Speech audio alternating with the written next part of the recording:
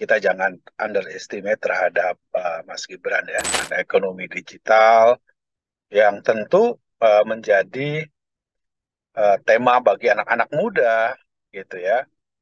Saya eh, tentu tidak ingin mengomentari terhadap rekam jejak dari dua rivalnya yang lain, walaupun tentu kalau kita lihat eh, Pak Mahfud adalah seorang ahli di bidang hukum, tapi yang kita perbincangkan ini kan soal ekonomi, gitu. Demikian juga Caimin atau Gus Mohaimin, beliau seorang politisi murni, seorang aktivis, ya, dan selama ini ya beliau bergerak di bidang politik.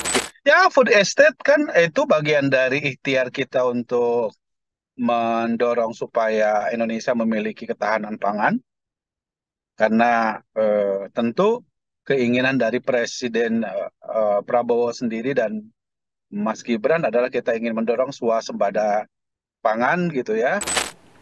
Saya kira nggak ada latihan khusus ya, dan dari sejak awal kan Mas Gibran eh, tidak memilih untuk cuti.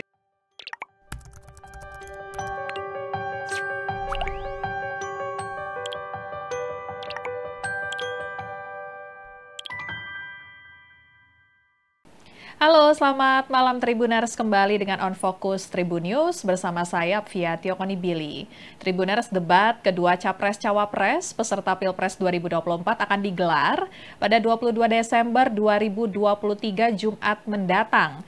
Dan di debat kedua nanti bakal menjadi panggungnya bagi para cawapres maksud saya.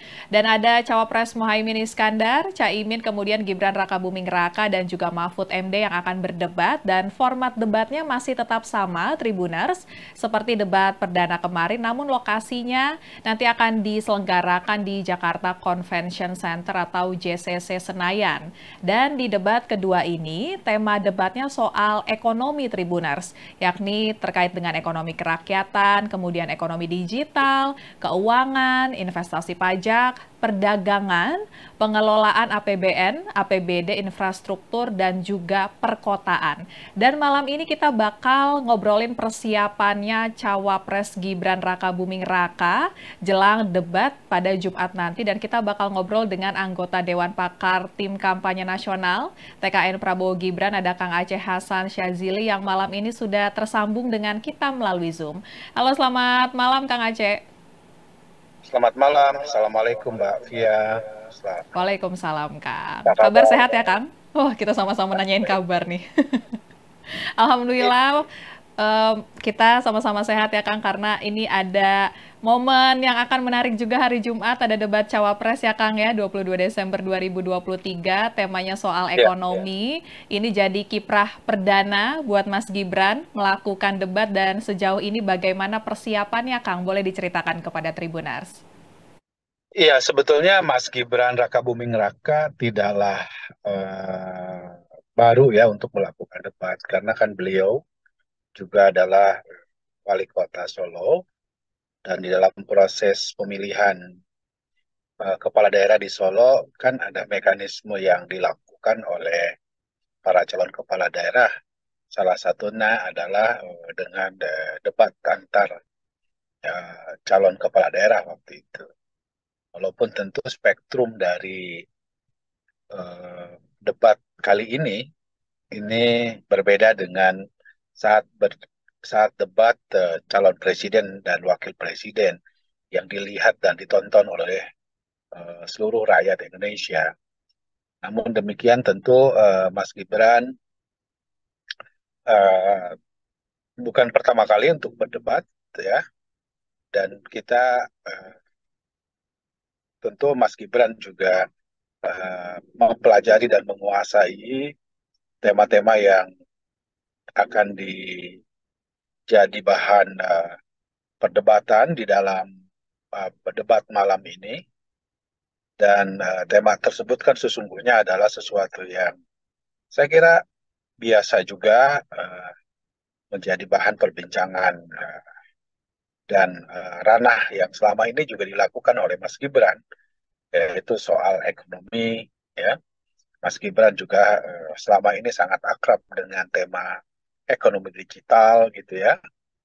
Terutama saya kira soal APBD, APBN sebagai wali kota dan sebagai kepala daerah tentu sudah sangat paham tentang bagaimana mengelola sebuah postur anggaran yang diperuntukkan untuk kepentingan kesejahteraan rakyat gitu.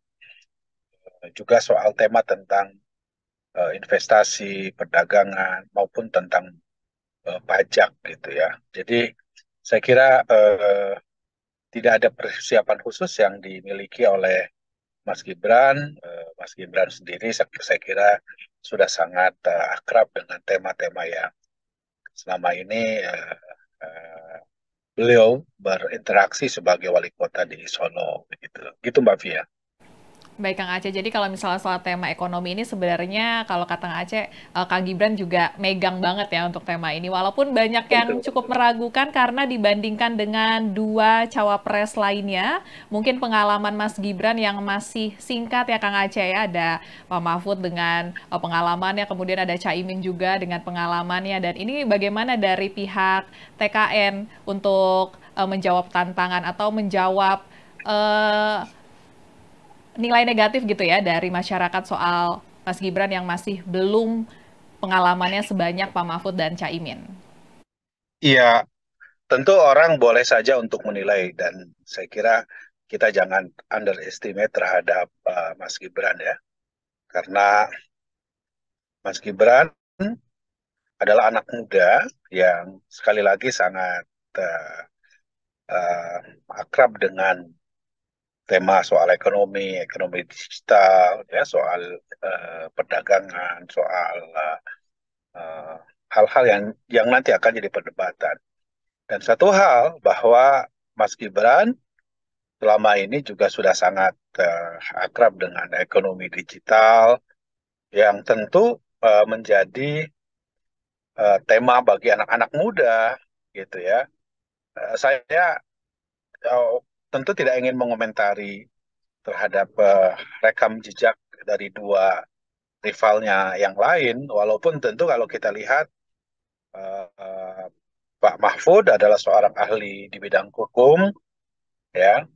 Jadi tentu kalau pengetahuannya tentang hukum, saya kira siapa yang tidak mengenal beliau, bahwa beliau adalah seorang profesor di bidang hukum. Tapi yang kita perbincangkan ini kan soal ekonomi, gitu. Demikian juga Caimin atau Gus Mohaimin, beliau seorang politisi murni, seorang aktivis, ya. Dan selama ini ya beliau bergerak di bidang politik, ya. Pernah tentu bersentuhan dengan ketenagakerjaan ketika beliau menjadi Menteri Tenaga Kerja, tapi saya kira kalau dilihat dari eh, apa namanya proses interaksi selama ini, saya kira justru Mas Gibran lebih punya keterkaitan secara langsung karena beliau adalah seorang wali kota yang tentu sudah sangat akrab dengan isu-isu walaupun mungkin levelnya sangat mikro ya, tetapi tentu eh, menurut saya dengan mudah nanti Mas Gibran akan menarik tema tersebut dalam kerangka yang lebih makro ya, apalagi proses persentuhannya misalnya dengan isu-isu tersebut, terutama saya kira kalau kita lihat ekonomi digital merupakan salah satu instrumen ekonomi yang paling booming dan itu tentu adalah sesuatu yang sangat baru dalam ekonomi Indonesia dan biasanya tentu ini banyak diminati oleh anak-anak muda gitu ya, dan itulah yang merepresentasikan dari Mas Gibran itu sendiri gitu loh Mbak. Ya Kang Aceh, selain dengan ekonomi digital yang tadi sepertinya ini akan menjadi poin yang paling diusung ya oleh Mas Gibran nih, kira-kira isu apa lainnya yang akan diangkat oleh Mas Gibran dalam debat Jumat mendatang, Mas? Ya tentu kalau mau diangkat rahasia, kita bisa saksikan nanti. Ya, tapi ya kita tahu bahwa Mas Gibran juga sangat memahami konteks di mana pengelolaan APBN dan APBD gitu ya. Itu merupakan isu yang selama ini sangat akrab dengan beliau. Ya, kemudian kalau soal visi misi ekonomi pihak Prabowo Gibran mungkin bisa di breakdown sedikit nih Kang Aceh, program baru nih tadi kita tahu ya yang ditawarkan ada kredit untuk perusahaan rintisan atau startup milenial. Ini kembali lagi ya soal ekonomi digital nih dari pihak TKN, dan juga ada Kartu Indonesia Sehat Lansia, dan program ini juga yang selalu digaungkan saat Mas Gibran kampanye. Nah, ini gimana nih pencanangannya, Kang? Ya, sebetulnya soal eh, rintisan startup ya itu kan bagian dari ekonomi digital yang saat ini memiliki potensi yang cukup besar di Indonesia dan akan menjadi tema yang sangat menarik untuk didiskusikan ya. Dan saya kira dengan proses berjalannya waktu saat ini tema tersebut sudah bukan saja menjadi bahan perdebatan, tetapi di era pemerintahan Presiden Jokowi tentang ekonomi digital ini sudah menjadi bagian dari ekosistem ekonomi kita ya, untuk bagaimana saat ini uh, ruang lingkup ekonomi kita sudah sangat apa namanya sudah menjadi bagian dari ekonomi dunia dengan ekonomi digital ini gitu. Nah, kami tentu akan terus mendorong dari ekonomi digital tersebut untuk menciptakan apa namanya rintisan-rintisan ekonomi rintisan baru ya, agar tentu ini akan semakin mempermudah eh, proses transaksi baik perdagangan ya, maupun proses apa namanya marketing digital gitu ya, yang memiliki nilai tambah bagi eh, terutama saya kira bagi para pelaku UMKM yang harus terus didorong menjadi penggerak ekonomi nasional gitu ya. Eh, Soal-soal yang lain tentu pada kerangka makro ya, kita sudah di dalam visi misi kita jelas sekali bahwa kita mendorong ekonomi jalan tengah ya, di mana landasan utamanya adalah ekonomi Pancasila yang eh, eh, ya kita ingin bagaimana konektivitas ekonomi yang selama ini telah dilakukan oleh Presiden Jokowi akan terus dilanjutkan gitu ya, sehingga pemerataan ekonomi, konektivitas ekonomi, serta eh, Indonesia sentris itu bisa dapat diwujudkan melalui ekonomi yang mau kita bangun ke depan begitu. Oke, siap Kang Aceh. Kemudian ini ada program food estate yang kayaknya bakal jadi serangan nih buat Mas Gibran. Jumat mendatang bagaimana antisipasinya, Kang? Ya, food estate kan itu bagian dari ikhtiar kita untuk mendorong supaya Indonesia memiliki ketahanan pangan, karena tentu keinginan dari Presiden Prabowo sendiri dan Mas Gibran adalah kita ingin mendorong swasembada pangan gitu ya, dan tentu bukan hanya sekedar di eh, Jawa, tetapi kita dorong bahwa lahan-lahan pertanian bisa diperluas di luar Jawa seperti yang selama ini sudah dirintis dengan food estate yang dilakukan di Kalimantan, di Papua, di Sulawesi, dan di tempat-tempat yang lain dalam rangka memastikan bahwa ketersediaan pangan dengan menciptakan ketahanan pangan dapat kita wujudkan gitu. Oke, siap Kang. Kemudian ini ada Omnibus Law juga ya Kang ya, kalau misalnya kita mau rinciin lagi terakhir-terakhir isu tentang ekonominya, dan apakah mungkin juga ini bakal disinggung nih Kang nanti di debat Capres. Kalau dari kubru lagi maksud saya, kubu Prabowo Gibran ini bagaimana posisinya, menolak atau mendukung Kang? Ya kalau omnibus law menurut saya sesuatu yang positif dan saya kira di antara dua pasangan kita yang lain pun saya kira semua partainya juga mendukung ya. Walaupun tentu mungkin pada saat sekarang ada yang mencoba menarik demarkasi, tetapi saya kira harus dipahami dari omnibus law cipta kerja itu kan semangatnya adalah jelas sekali bahwa kita ingin mendorong penciptaan lapangan kerja di Indonesia dapat mudah untuk dilakukan, makanya kemudian hambatan-hambatan ekonomi yang dapat menimbulkan the bottleneck dari penciptaan lapangan kerja dan investasi itu bisa diatasi gitu ya. Makanya kemudian Omnibus Law ini lahir sebagai satu reformasi struktural atas berbagai hambatan-hambatan ekonomi yang selama ini kerap kali menghambat bagi proses investasi. Misalnya soal lamanya mendapatkan perizinan ya untuk melakukan investasi atau memulai berusaha. Kita mendorong supaya ada kemudahan bagi pelaku UMKM untuk dapat mengakses terhadap uh, kredit ya.